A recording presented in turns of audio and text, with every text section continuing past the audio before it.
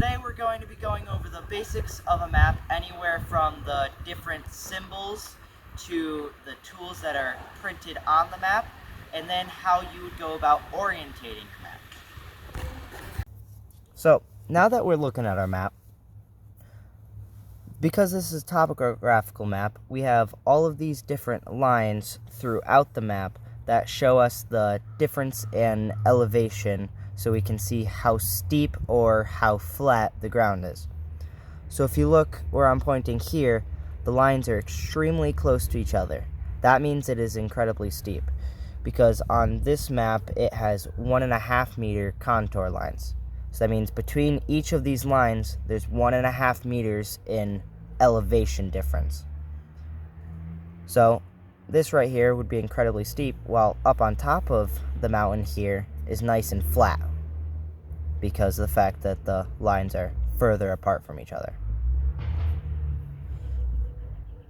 This red shaded region is the city of Torrington. It is shaded red because that is the way of marking a city on a map so that you could tell that it is city limits or whether it's not. With our different roads, these darker red roads are main roads, so there's Main Street going down through here, and that's the biggest street in town, while all these white with black outline roads have just a smaller amount of traffic, so they're considered smaller roads. And the last type of road is this purple. This is Route 8. This is a highway. So purple is meant for highway, dark red is meant for main streets, and white with the black for the borders is smaller streets. A couple other things we can see on our map here. If you look here, we have a church. The way you can tell it's a church is because it is a normal black box just as other buildings, but it has a cross coming out of the top of it. And right next to here, there's also a school. Schools are marked with a flag coming out of the top of the box, going away from the road. Way we can tell rivers and lakes is pretty simple. It's just any blue colored, so you can see the river going through town here and leaving. And then just any houses or buildings are just marked with black boxes with nothing attached to them. So now we're looking at the very bottom of the map. On the bottom of the map here, we can see these black numbers and these blue numbers. The black numbers represent latitude and longitude points across each length of the map. They are both across the bottom, top, and both sides. While these blue numbers represent UTM coordinates. These are just another form of showing a point on the map. The other things we can see on this is the compass rose, which we're going to go more in depth with. You can see general north, which is the normalized how we perceive north to be. True north, which is true north. And the magnetic north, which is where compasses point when they point towards north. And then what else is on the bottom of this is you can see we have the scale here, which we'll go more in depth with in just a minute. But you use these things combined to be able to use the map in any other form. You would need to know how to use these three simple things. Now we're going to go more in depth with our scale and show you how to either measure a distance onto the map or take 2 points on the map and find the distance between them. So all you need for this is a pencil, a piece of paper to mark on, and the scale. So we're first going to show you how to find the distance of whatever you want a distance to be onto the map. So I'm just going to take my paper. You line up the very edge of your paper with the 0 mark on your scale, and you take whatever distance you want and mark it on your paper. For now, I'm going to mark a half a mile on the paper. So now we know from the edge of the paper to this mark is a half a mile. So we can take this, and I can say from this edge of the lake across the lake would bring you to this road right here. But let's say I wanted to find the distance from this intersection to the lake. I would take my paper, line it up at the intersection at whatever angle I want to the lake, whether it's just eyeballing it or if I want to use a compass and find a certain degrees. And you're going to go from the edge of your paper, which is at the intersection. You're going to mark your second point on here. What you're going to do is you're going to line up either the edge of your paper or your mark. Since I have it on the right side of the paper, I'm going to put my mark at the 0, edge of the paper here. I can see it's between 0.2 and 0.3 miles, but it's a lot closer to 0.3. So I could assume that it's around 0.29 miles. And we can use this in order to find the distance between 2 points if we're traveling, or we could use it in a Klondike scenario where you're given a certain heading and a distance, and you could take your heading, have your paper line up with that heading on the map once your map is orientated, and then just set the distance out to find your next point. Now we're going to go more in depth in how to use a compass. This is a standard see-through compass that is oftenly used in Scouts.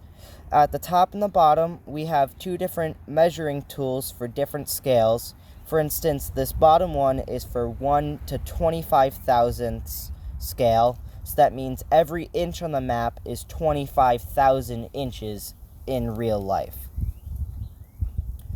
Unfortunately, neither of these scales are adequate for our map, but we could use this top portion if we so chose, because it is just a normal centimeter ruler.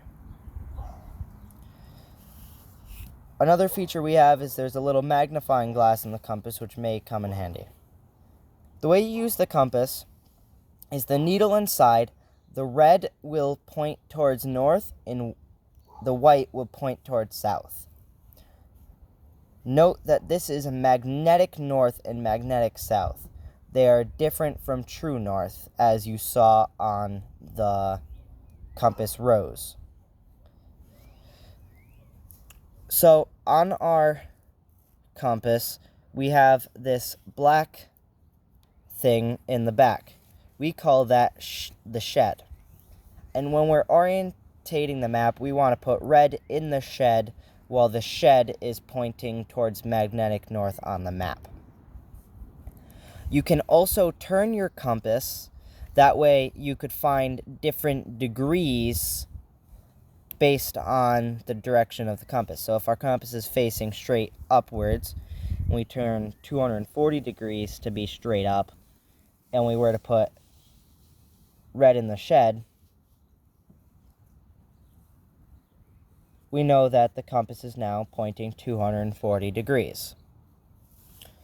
We can use this to plot courses on a map, or just setting it to north to get the map to where it is pointing in the same direction as it would be in real life.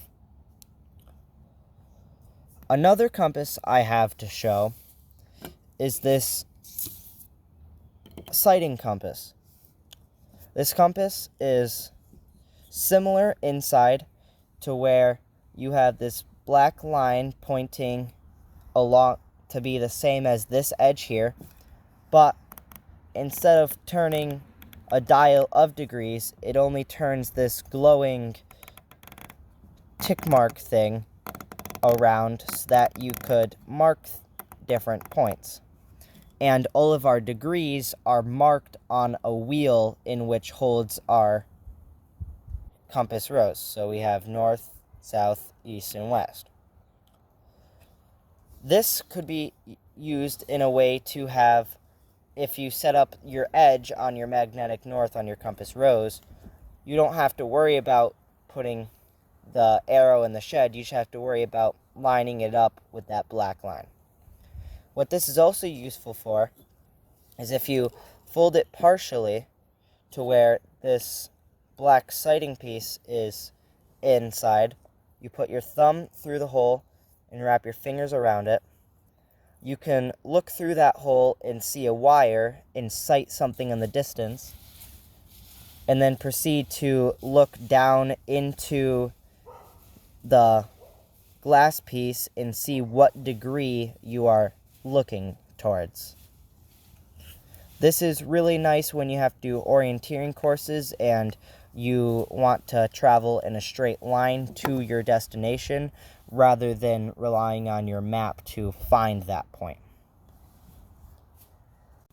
Now we'll be going into how to set up your compass so that you can orientate your map. In order to do this, you want to take your compass rose, take your magnetic north, and you want to set your shed in line with that compass. So as you can see, I don't have the center of the shed lined up. I have the left line of it because the edges of the shed are straight lines that are to indicate that direction. And then I'm going to be showing a different clip of us orientating this map, but for the time being, I'm just going to turn the compass to show you what red in the shed should look like. It should be straight and in the very center of the shed. And you want to make sure you're very accurate for this, because if you are doing a long, like, cross-country course, if you are just a few degrees off, by the end you could end up over a mile away from your final destination. So we want to make sure that we're as accurate with this as we can. So now I'm going to show you guys a short clip of me and someone else in the troop orientating our map. Thanks for watching today's video. I hope you learned a lot about the map and the basic things that you would look for on a map. Please don't forget to like the video and subscribe to True Modern Scouting, who will have more videos out for you so that you can learn all of the great scout skills.